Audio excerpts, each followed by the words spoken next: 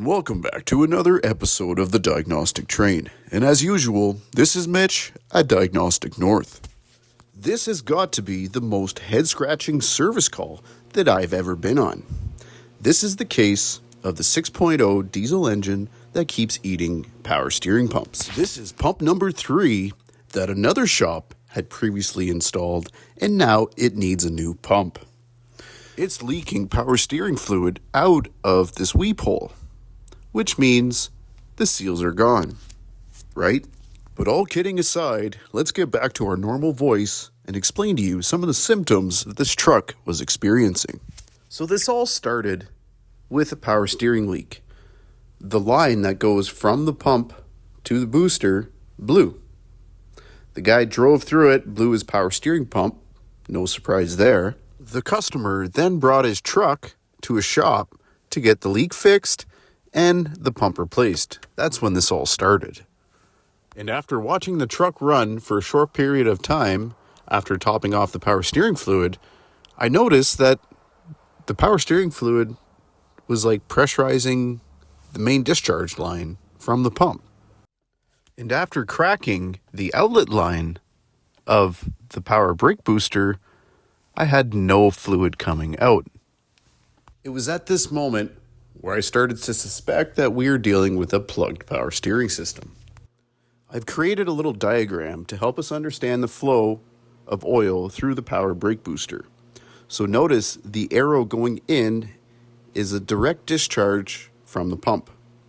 Now this is an open center hydraulic circuit, meaning that it's allowed to flow through the brake booster without any obstructions until a brake pedal application has been made.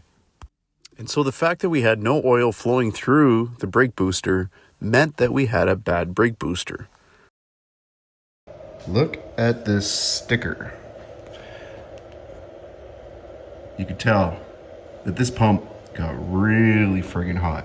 Probably so hot that at the touch, this thing would probably burn your finger. All right, this bubble tells us a lot.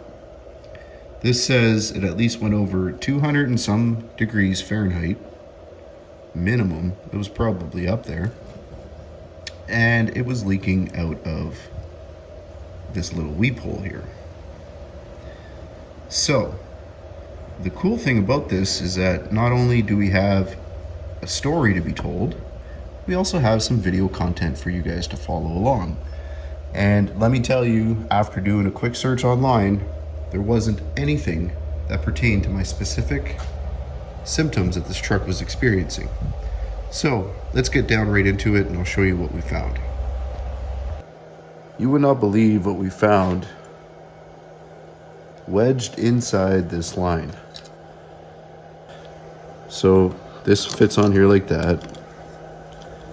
And I don't know how this is even possible, but I believe this is how they initially blew that power steering line, and it somehow dislodged itself, and with the high amount of pressure that that power steering pump's producing, it's now moving this tube all the way to the end.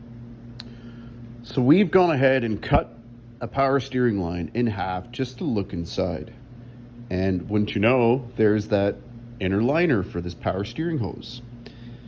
I'm used to the hydraulic world where you don't really see this. I've crimped many hoses.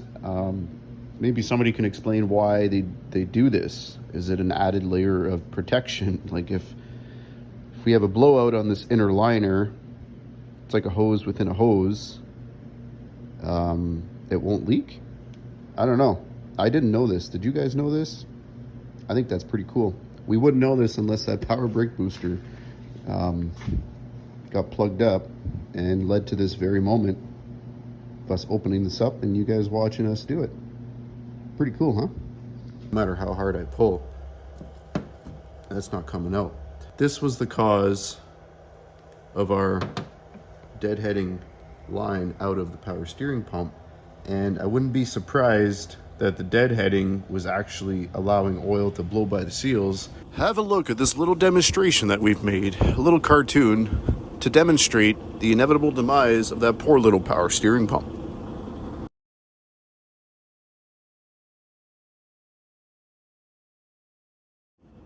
And if I've held on to your attention span for this long, I think that deserves a little appreciation. So here's some bonus content for you guys.